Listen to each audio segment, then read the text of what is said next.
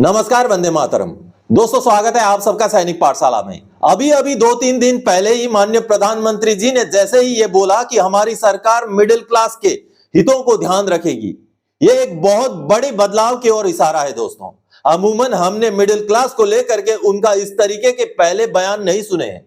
और साथ ही साथ अभी अभी हाल ही में टैक्स में जो एग्जेम्पशन दिया गया है, 12 लाख रुपए तक का टैक्स जो माफ किया गया है, ये एक बहुत बड़े बदलाव की ओर इशारा है। यानी कि मिडिल क्लास के हितों को ध्यान रखते हुए सरकार ने यह किया है। तो क्या सरकार ने अभी अपनी नीति बदल दी है?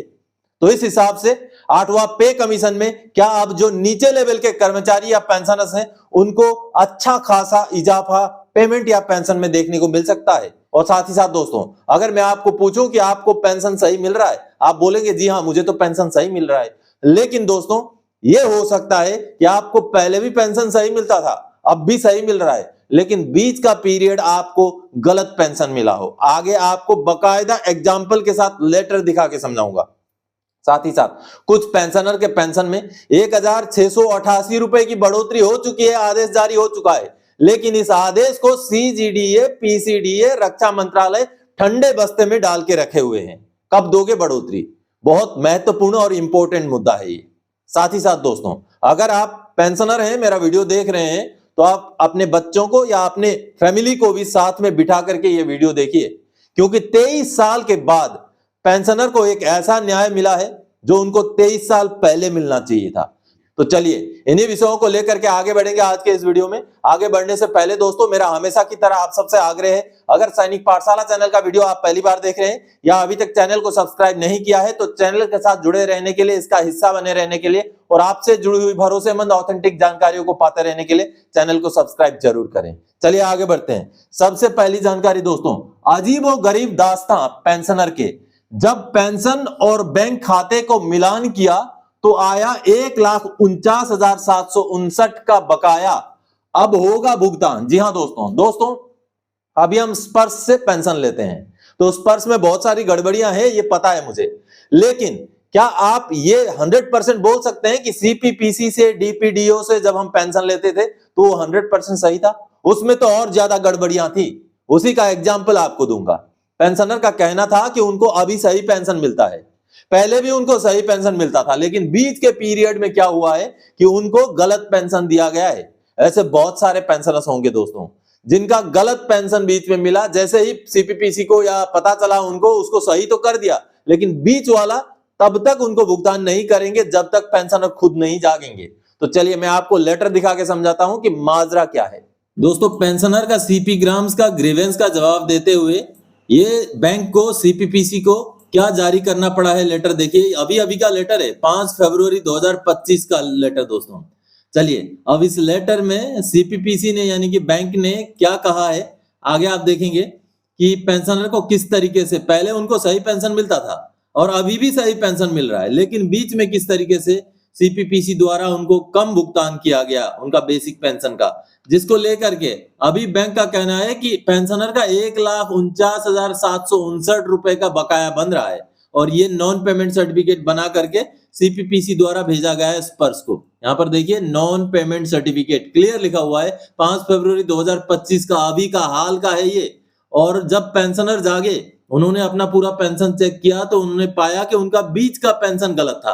पहले उनको सही मिल रहा था, हवलदार के हिसाब से मिल रहा था, बीच में ओआरओपी 2 का पीरियड में, ये देखिए ओआरओपी 2 का पीरियड में उनको नायक के हिसाब से भुगतान कर दिया। आप देख पा रहे हैं यहाँ पर उनको 20,107 रुपए का बेसिक पेंशन भुगतान कर दिया ओआरओपी 2 के पीरियड में, जबकि उनको हवलदार के हिसाब से 21,782 रुपए लागू था। तो पूरा कैलकुलेशन करके अब 1,49,759 रुपए का ये non payment certificate UCO bank द्वारा, देखिए दोस्तों, जारी किया गया है, जो कि स्पर्श को भेजा गया है। आगे इसका आप कैलकुलेशन शीट भी देखेंगे, ये देखिए जुलाई 2019 से लेकर के पूरा कैलकुलेशन हुआ है। 20,107 करके जो पेड है ये दिया गया है, यानी कि आगे पेएबल में 21,782, ये देखिए, और उसका पूरा डिफरेंस का अमाउंट और उसके साथ साथ डीए जोड़ करके टोटल जो एरियर बन रहा है, ये पूरा कैलकुलेशन करके अभी सीपीपीसी ने भेजा। और भेजा क्योंकि पेंशनर जागरूक हुए, पेंशनर को जानकारी मिली, सैनिक पाठशाला के साथ जुड़े और देखिए 1,49,759 रुपए का ये पूरा कैलकुलेशन शीट लगा करके नॉन पेमेंट सर्टिफिकेट बना के भेजना पड़ा सीपीपीसी को। चलिए आगे बढ़ते हैं अगली जानकारी की ओर। मोदी जी ने कहा मिडिल क्लास का ध्यान रखेंगे आगे से। जी हाँ दोस्तों, सबसे पहले तो माननीय प्रधानमंत्री जी का एक जो स्पीच है उसको सुन लीजिए। इस बार टैक्स में छूट मिली है और सरकार ने 8वें वेतन आयोग की भी घोषणा की है। 8वें वेतन आयोग के बाद आपकी सैलरी और आपका पेंशन दोनों बढ़ने वाला है। मिडिल क्लास की एस्पिरेशंस को समझने वाली सरकार, उनके सपनों को समझने वाली सरकार ऐसे ही फैसले लेती है। तो आप सबने अभी सुना दोस्तों, माननीय प्रधानमंत्री जी ने टैक्स में छूट की बात कही। माननीय प्रधानमंत्री जी ने 8वें पे कमीशन में पे और पेंशन में बढ़ोतरी की बात कही और साथ ही साथ सबसे बड़ी बात यह कही कि मिडिल क्लास का ध्यान रखने वाली बात कही। हमारी सरकार मिडिल क्लास का ध्यान रखने वाली सरकार है। तो ये बहुत बड़े बदलाव हैं। अमूमन इस तरीके की बातें हमने पहले नहीं सुने हैं दोस्तों। 2024 के जो चुनावी नतीजे आए हैं, उन नतीजों के बाद शायद वर्तमान की सरकार को यह समझ आ गया है कि मिडिल क्लास को ध्यान रखना पड़ेगा, उनका ध्यान रखना पड़ेगा, क्योंकि यही वो तबका है जिसकी संख्या भी ज्यादा है और यही वो तबका है जो मीडिया में, सोशल मीडिया में एक्टिव रहता है। तो इसको ध्यान रखना पड़ेगा, जिसको लेकर के अभी जो बजट में टैक्स माफी की गई है ये भी उसी का नतीजा है। आगे आने वाले समय में बड़े बदलाव और भी हो सकते हैं दोस्तों, जिसमें से क्या क्या बदलाव हो सकते हैं जो महत्वपूर्ण बदलाव हैं। सबसे पहला बदलाव दोस्तों, 8 सीपीसी में फिटमेंट फैक्टर 2.5 से प्लस होना। जी हाँ दोस्तों, अगर मैं कहूं कि 8वें सीपीसी में हमें अच्छा खासा फिटमेंट फैक्टर मिल जाएगा, क्योंकि सरकार ने अभी टैक्स में एग्जम्पशन भी दे दिया मिडिल क्लास को ध्यान में रखते हुए। तो बहुत सारे व्यूअर्स का यह मानना होगा कि सरकार ने जो टैक्स में एग्जम्पशन दे दिया, आगे फिर से टैक्स लग जाएगा जैसे ही पे कमीशन लगेगा। तो इसमें मैं ये बोलना चाहता हूं कि अगर सरकार पे कमीशन में अगर टैक्सेबल इनकम तक हमारा इनकम बढ़ा दे तो वो तो बहुत बड़ा उछाल हो जाएगा। क्योंकि अगर हमारा इनकम को टैक्स के दायरे पर फिर से लाना है तो 12 लाख रुपए तक का इनकम करना पड़ेगा, जिसका 7 लाख रुपए इनकम था।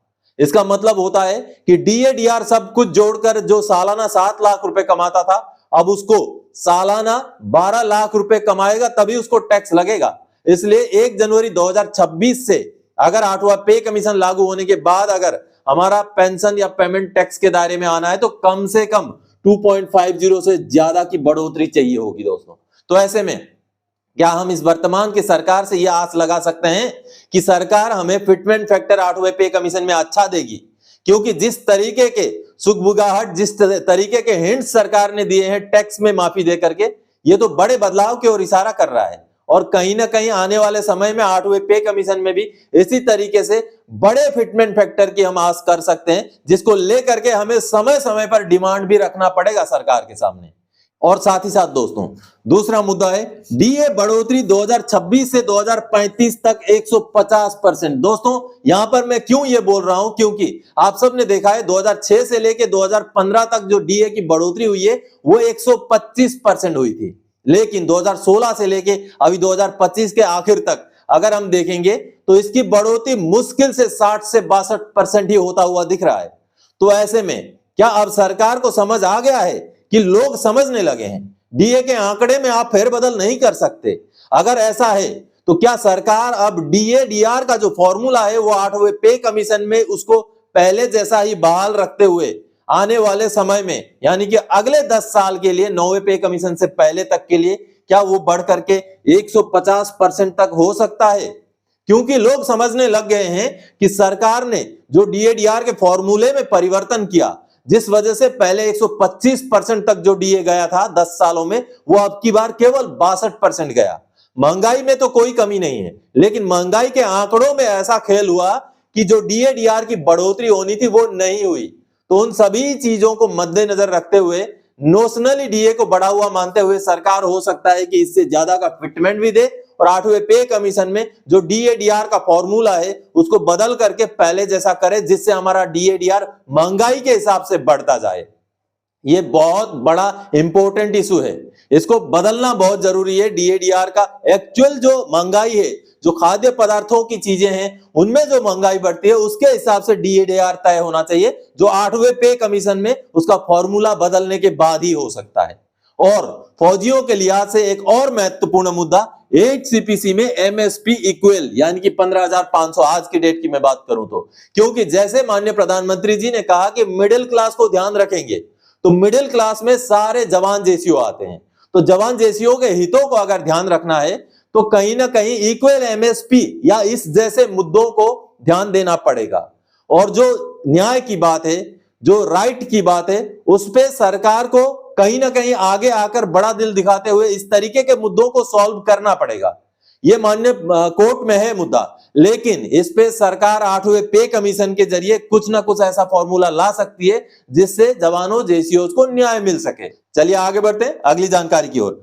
23 साल बाद खाते में आए 42,290, अब इसका ब्याज कौन भरेगा? दोस्तों, आज से 23 साल पहले अगर आपको 42,290 रुपए मिलने हो जो आपको नहीं मिले, और आज अगर मिले तो उस पैसे का क्या वैल्यूएशन होगा? आप सोच के देखिए, 23 साल पहले अगर किसी पेंशनर को 42,000 रुपए मिल जाते तो वो कितना काम कर लेते उस पैसे का, और आज 2025 में अगर मिले तो उस पैसे से क्या ही हो जाएगा। हालांकि जो भी हो, पेंशनर जागरूक होने के बाद, सैनिक पाठशाला से जुड़ने के बाद उनके समस्याओं का समाधान तो हो रहा है, उनके बचे हुए एरियर्स वो मिल रहे हैं, लेकिन ये कहीं ना कहीं अन्याय है। आप सोच के देखिए 23 साल में उस पैसे की वैल्यू क्या हो गई है। जी हां, यह मुद्दा है enhance rate of ordinary family pension का।